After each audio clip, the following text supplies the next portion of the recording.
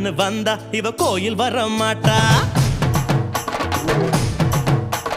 திருவிழான்னு வந்தா இவ கோயில் வர மாட்டா.